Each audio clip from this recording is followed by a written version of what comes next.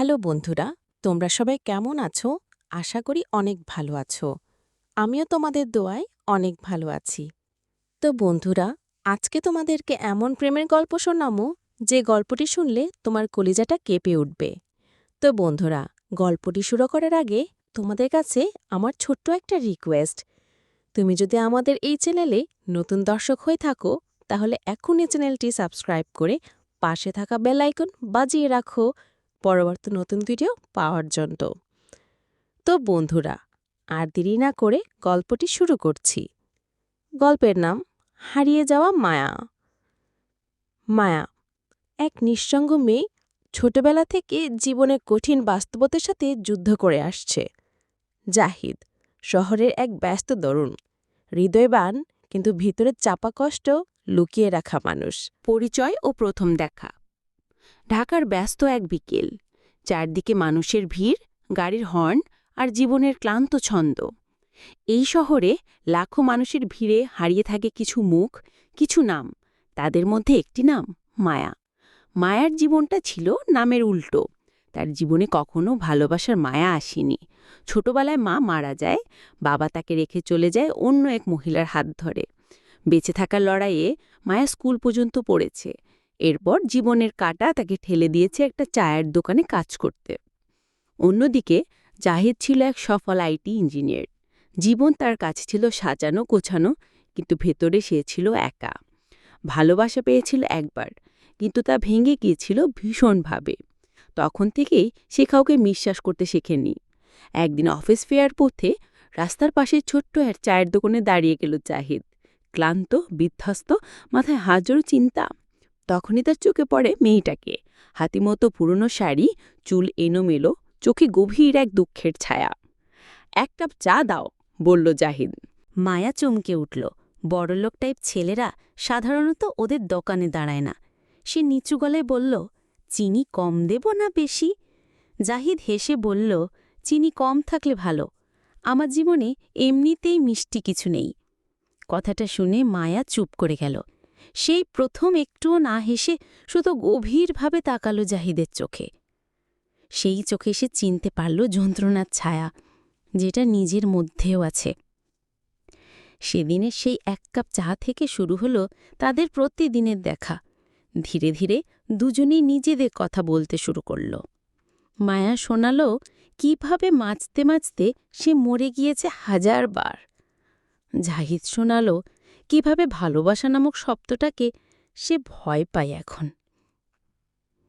তাদের দেখা হতো রোজ, চায়ের দোকানে, রাস্তায়, ঝড়ের বিকেলে।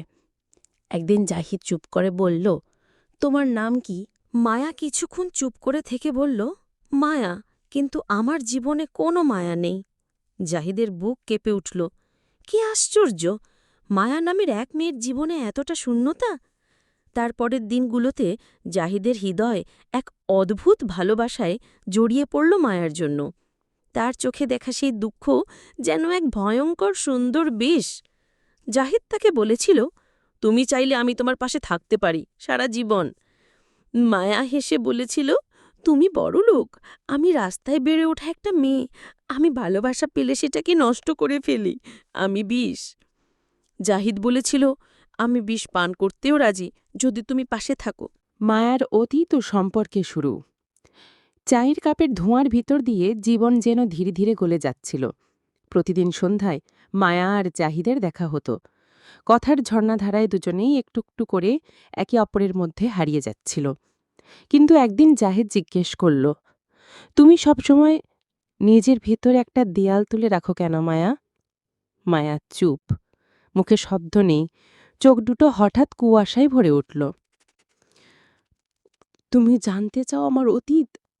সে ফিসফিস করে বলল, জানতে চাই, কারণ আমি তোমার ভবিষ্যৎ হতে চাই। মায়ার চোখ দিয়ে অশ্রু গড়াতে লাগল। সেই অশ্রু ছিল চাপা যন্ত্রণার, বহু বছরের জমে থাকা গায়ের ক্ষরণ। মায়ার অতীত। সে তখন সবে 12 বছর। এক রাতে বাবার কোল ছেড়ে মাকে নিয়ে চলে যায় এক অজানা পুরুষ। মা আর কোনোদিন ফিরে আসেনি। এরপর কিছুদিন দাদিমা চেয়ে রেখেছিল, কিন্তু সেও হঠাৎ মারা যায়। তখন এক চাচার হাতে পড়ে মায়া, যে তাকে ঘরের কাজে লোকের মতো ব্যবহার করত। আর তার স্ত্রী প্রায়শই বলতো, বেইমানের মেয়ে তুই, তোর মা যেমন ছিল তুইও তেমন হবে। একদিন সেই বাড়িরই এক ভাড়াটে লোক রাতে তার ঘরে ঢুকেছিল। সে পালাতে পেরেছিল কোনো মতে। সেই রাতে চিরদিনের মতো সে বাড়ি ছেড়ে চলে গিয়েছিল। রাস্তায় এসে যখন দাঁড়িয়েছিল তখন তার বয়স ১৪। ভিক্ষা করেছে, পায়ে হেঁটেছে, কখনো রেল স্টেশনের রাত কেটেছে। পরে এক বৃদ্ধা তাকে নিয়ে গিয়েছিল এই চায়ের দোকানে কাজ দিতে। এটাই তার বাঁচার শুরু, না, আসলে অস্তিত্বের লড়াই। তুমি ভাবো এমন একটা মেয়েকে ভালোবাসা যায়? মায়ার গমা কাঁপছিল। তোমার জীবনে যা ঘটেছে তার জন্য তুমি দায়ী না। তুমি পবিত্র, কারণ তুমি এখনো বেঁচে আছো। তোমার ভেতরে সেই যুদ্ধই তোমাকে মহান করেছে। মায়া তখন প্রথমবার জাহিদের গাদা মাথা রাখে। অনেক সময় পর একজন মানুষের কাছে নিজেকেও নিরাপদ মনে হয়। ভালোবাসার শুরু। এরপর দুজনের সম্পর্ক একটু একটু করে গভীর হতে থাকে। জাহিদ তাকে মাঝে মাঝে বই এনে দিত, কখনো সিনেমা দেখাতে নিয়ে যেত, কখনো শহরের পার্কে বসে হাত ধরে বলতো, তুমি জানো আমি তোমাকে ছাড়া কিছু ভাবতেই পারি না। মায়া তখন বলতো, ভালোবাসা আমার জীবনে এসেও যেন আমার কাঁধে বোঝা হয়ে না যায়। জাহিদ বলতো, আমি বোঝা না, আশ্রয় হতে চাই। এই ভালোবাসা ছিল চুপচাপ, শহরের কোলাহলের ভেতর এক টুকরো নীরব শান্তি। তবে প্রেমের এই প্রশান্ত জালে উঠতে শুরু করল উত্তাল ঢেউ। জাহিদের পরিবার থেকে বিপদের আগমনী। একদিন জাহিদের মা জানতে পারেন তার ছেলে প্রতিদিন একটা চায়ের দোকানে যায় আর একজন নিচু শ্রেণীর মেয়ের সাথে সম্পর্ক রাখে। মা বলেন, তুই পাগল হয়ে গেছিস? এক কলের পানি আর এক নদীর পানি এক হয়? জাহিদ চুপ থেকেছিল প্রথমে, কিন্তু পরে বলেছিল, মা, মায়া হচ্ছে আমার জীবনের প্রথম সত্য। ওর চোখের কষ্ট আমি নিজের বলে মেনে নিয়েছে। মা বলেছিল, তাহলে আমার ছেলের মরণ আমি দেখে যাব। একটা মায়া, এক চায়ের দোকানের মেয়ে, কিভাবে একজন সমাজের তথাকথিত ভদ্র ঘরের ছেলের পাশে দাঁড়ায়? জাহিদের পরিবার বাধা হয়ে দাঁড়ায় ভালোবাসার পথে। আর মায়া, সে তো আগেই জানত তার ভালোবাসা একদিন তার প্রিয় মানুষকে কাঁদাবে। ভালোবাসার লড়াই ও বিষাক্ত বাস্তবতা। জাহিদের পরিবার বাধা হয়ে দাঁড়ানোর পরেও জাহিদ থেমে যায়নি।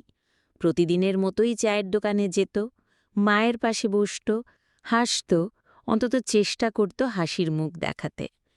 কিন্তু ভেতরে ভেতরে সে অনুভব করছিল যে এই যুদ্ধ তার একার না। মায়াও লড়ছে, কাঁপছে, কিন্তু মুখে কিছু বলছে না। একটা সন্ধে, বেদনার শুরু। সেদিন সন্ধে হঠাৎ মায়া বলল, জাহিদ, তুমি কেন আমাকে বেছে নিয়েছ? আমি তো কোনো রঙিন জীবনের স্বপ্ন না, আমি একটানা বৃষ্টির মতো, কাদায় মাখামাখি একটা বাস্তবতা। কারণ আমার জীবনও তো মেঘলা, তুমিই সেই বৃষ্টি যেটা আমাকে ধুয়ে ফেলতে পারে। মায়া হেসে বলল, তুমি কবিতা ভালো বলো, কিন্তু জীবন কবিতা না জাহিদ, বাস্তবতা খুব নিষ্ঠুর। সে চুপ করে গলার স্বর নিচু করে পড়ল, তোমার মা এসেছিল আমার দোকানে। কি বলছো তুমি?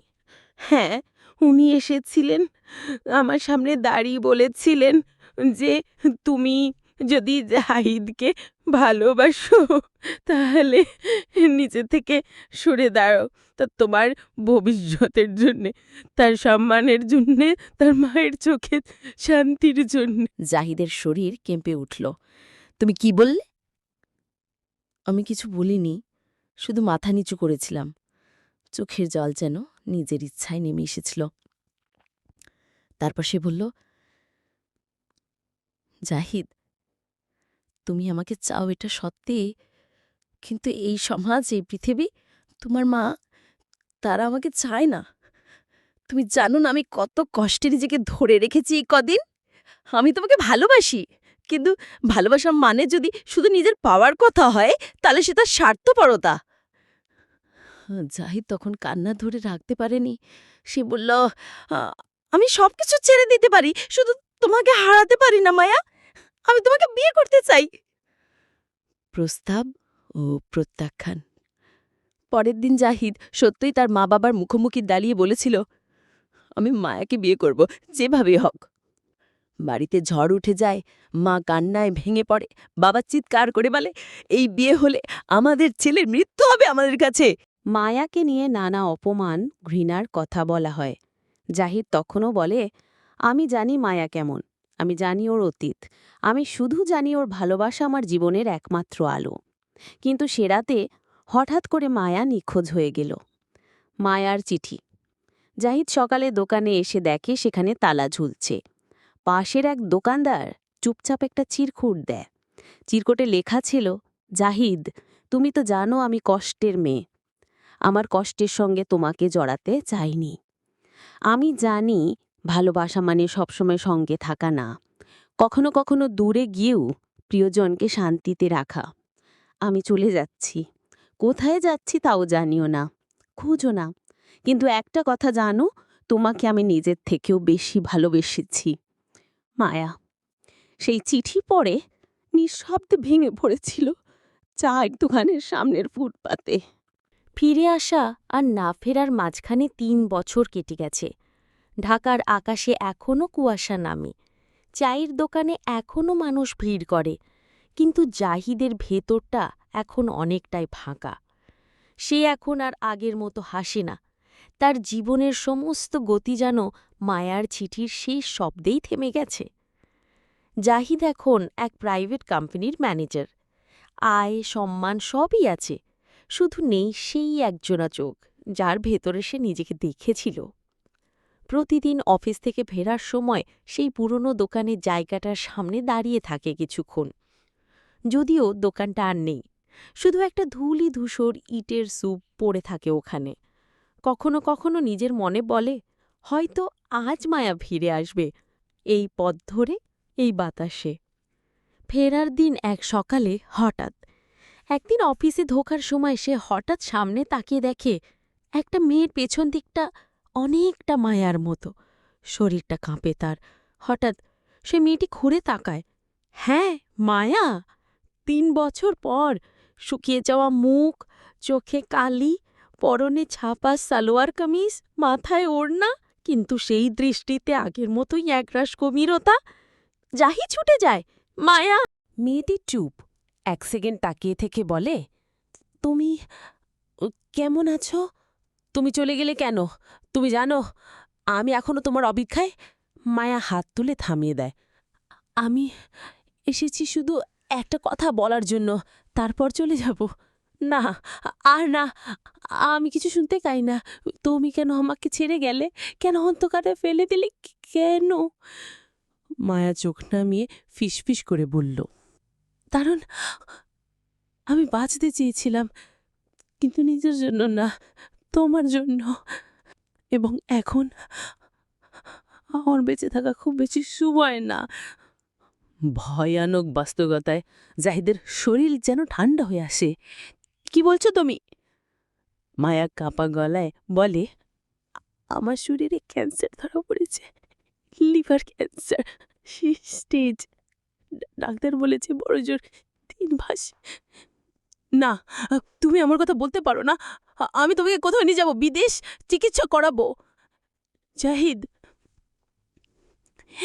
এত বছর আমি তোমার থেকে পালিয়েছিলাম শুধু তোমার শান্তির জন্য, কিন্তু এখন আমি এসেছি কারণ আমি মরার আগে শুধু একটা জিনিস চাই, তোমার সামনে দাঁড়িয়ে একবার বলতে, আমি আজ তোমাকে ভালোবাসি। জাহিদ হুমড়ি খেয়ে পড়ে মায়ার পাড়ের কাছে। হাজারটা কান্না ভেঙে পড়ে তার গলার মধ্যে। সে বলল, তুমি কোথাও যাবে না, যতটুকু সেবা আছে আমি থাকবো তোমার পাশে। আমাদের গল্প শেষ হবে না, আমি শেষ প্রহরেও তোমার হাত ধরে থাকব। শেষ দৃশ্য, ভালোবাসার শেষ মুহূর্ত। মায়ের শরীর ক্রমশ দুর্বল হয়ে যাচ্ছিল। জাহিদ তাকে নিজের ফ্ল্যাটে নিয়ে আসে, প্রতিদিন নিজে হাতে খাওয়ায়, ওষুধ দেয়, রাত জেগে তার পাশে বসে গল্প পড়ে শোনায়। এক রাতে মায়া ধীরে ধীরে বলে, জাহিদ, তুমি কি জানো আমি এখনও তোমার সেই প্রথম দিন চায়ের দোকানে বলা কথাটা মনে রাখি। চিনি কম হলে ভালো, আমার জীবনে এমনিতেই মিষ্টি কিছু নেই। জাহিদের চোখ ছলছল বেড়ে ওঠে। মায়া তখন বলে, তুমি এখন আমার জীবনের শেষ মিষ্টি। আমি চলে গেলে তুমি কাঁদবে না, তুমি বাঁচবে আমার জন্য, কথা দাও। জাহিদ খাপা গলায় বলল, আমি বাঁচব না মায়া, আমি তোমাকে দিয়ে বাঁচব। সেই রাতেই শেষ নিঃশ্বাসের মতো নিঃশব্দে মায়া জাহিদের বুকে মাথা রেখে ঘুমিয়ে পাড়ে চিরতরে। শেষ শব্দ। ভালোবাসা সব সময় একসাথে থাকার নাম নয়। ভালোবাসা মানে কখনো কখনো চোখের জল লুকিয়ে প্রিয়জনের শান্তির জন্য নিজেকে মুছে ফেলা। এই ছিল মায়া আর জাহিদের প্রেমের লাভ স্টোরি। তো বন্ধুরা, গল্পটি কেমন লেগেছে? আশা করি অনেকটা ভালো লেগেছে। বন্ধুরা, গল্পটি ভালো লাগলে আমাদের এই ছোট্ট চ্যানেলটি সাবস্ক্রাইব করে পাশে থাকা বেল আইকন বাজিয়ে রাখো পরবর্তী নতুন ভিডিও পাওয়ার জন্য। ধন্যবাদ।